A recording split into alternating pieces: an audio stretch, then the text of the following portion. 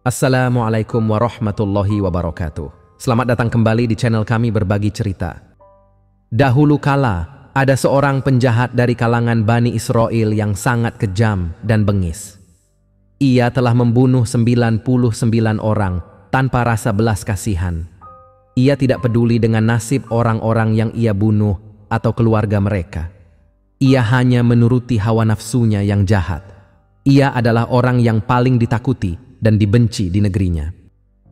Lelaki ini telah berlumuran darah, jari jemarinya, pakaiannya, tangan dan pedangnya, semuanya basah oleh darah. Lelaki pelaku kejahatan ini telah melumuri dirinya dengan darah jiwa yang diharamkan oleh Allah membunuhnya, serta mencabut nyawa mereka. Suatu hari, hatinya tergerak untuk bertobat. Ia merasa menyesal atas semua kejahatan yang telah ia lakukan. Ia ingin menghapus dosa-dosanya dan mendapatkan ampunan dari Allah Subhanahu wa Ta'ala. Ia ingin berubah menjadi orang yang baik dan soleh. Namun, ia tidak tahu bagaimana caranya. Ia bingung dan putus asa. Maka keluarlah ia dengan pakaian yang berlumuran darah, sedang pedangnya masih meneteskan darah segar dan jari jemarinya pun masih belepotan darah.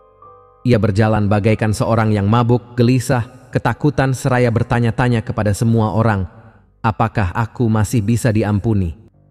Orang-orang berkata, kami akan menunjukkanmu kepada seorang ulama yang tinggal di tempat ibadahnya. Maka sebaiknya kamu pergi ke sana dan tanyakanlah kepadanya apakah dirimu masih bisa diampuni. Dia menyadari bahwa tiada yang dapat memberi fatwa dalam masalah ini kecuali hanya orang-orang yang ahli dalam hukum Allah. Ia pun pergi ke sana, ke tempat ulama itu, seorang ahli ibadah dari kalangan kaum Bani Israel. Nah, ia pun mencari seorang ulama yang bisa memberinya petunjuk itu. Akhirnya ia bertemu dengan seorang ulama yang terkenal dengan ilmunya. Ia mendatangi ulama tersebut dan berkata, "Wahai ulama, saya telah membunuh 99 orang. Apakah saya masih punya kesempatan untuk bertobat? Apakah Allah masih mau menerima tobat saya?" Ulama itu terkejut mendengar pengakuan sang pembunuh. Ia merasa jijik dan takut. Ia berpikir, bagaimana mungkin Allah mau menerima tobat orang yang telah membunuh 99 nyawa? Orang ini pasti tidak akan bisa berubah. Orang ini pasti akan membunuh lagi. Orang ini tidak pantas mendapatkan rahmat Allah. Dengan nada dingin, ulama itu menjawab, "Tidak, Allah tidak akan menerima tobatmu. Dosamu terlalu besar. Kamu telah menghilangkan hak hidup banyak orang. Kamu tidak akan pernah bisa bertaubat." Mendengar jawaban itu, sang pembunuh merasa marah dan kecewa. Ia merasa tidak ada harapan lagi bagi dirinya. Ia merasa tidak ada gunanya ia bertobat. Ia pun mengeluarkan pedangnya dan membunuh ulama itu. Dengan demikian, genaplah 100 orang yang ia bunuh. Namun hatinya masih tidak tenang. Ia masih merasakan penyesalan dan rasa bersalah. Ia masih ingin mencari jalan tobat. Ia masih ingin mencari ampunan Allah. Ia pun mencari ulama lain yang bisa memberinya nasihat. Ia menemukan seorang ulama yang terkenal dengan kebijaksanaannya. Ia mendatangi ulama itu dan berkata, "Wahai ulama, saya telah membunuh 100 orang.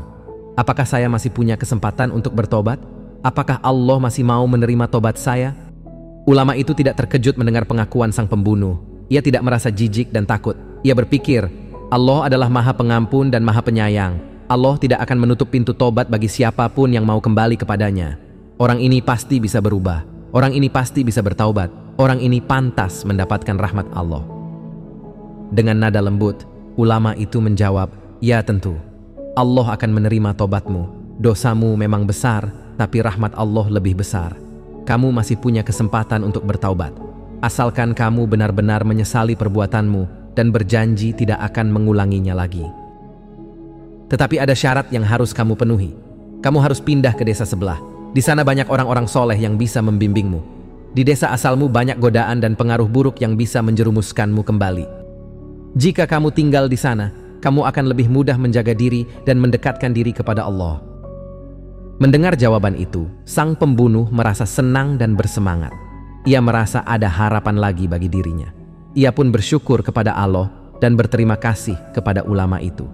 Ia pun segera bersiap-siap untuk pindah ke desa sebelah. Ia berharap bisa berubah menjadi lebih baik di sana. Ia pun berangkat menuju desa sebelah. Di tengah perjalanan ia merasa lelah dan haus. Ia mencari tempat untuk beristirahat dan minum. Ia menemukan sebuah sumur yang airnya segar dan jernih. Ia pun mendekati sumur itu dan minum sepuasnya. Tiba-tiba malaikat maut datang untuk mencabut nyawanya. Ia pun meninggal dunia di dekat sumur itu. Ia belum sempat sampai ke desa sebelah. Ia belum sempat bertemu dengan orang-orang soleh di sana. Ia belum sempat berbuat banyak kebaikan di sana. Apakah ia akan masuk surga atau neraka? Kemudian malaikat azab dan malaikat rahmat datang bersamaan mendekati malaikat Israel yang telah mencabut nyawa pria tersebut. Wahai malaikat maut, serahkan jiwa pembunuh ini. Aku akan segera menyeretnya ke neraka, kata malaikat azab. Tidak, wahai malaikat maut, ia telah bertobat. Ia seorang hamba Allah. Serahkan kepadaku saja. Aku akan membawanya ke surga, kata malaikat rahmat. Tetapi dia belumlah berbuat baik sedikit pun, tanya malaikat azab. Setidaknya ia punya iktikad untuk berbuat baik, jawab malaikat rahmat.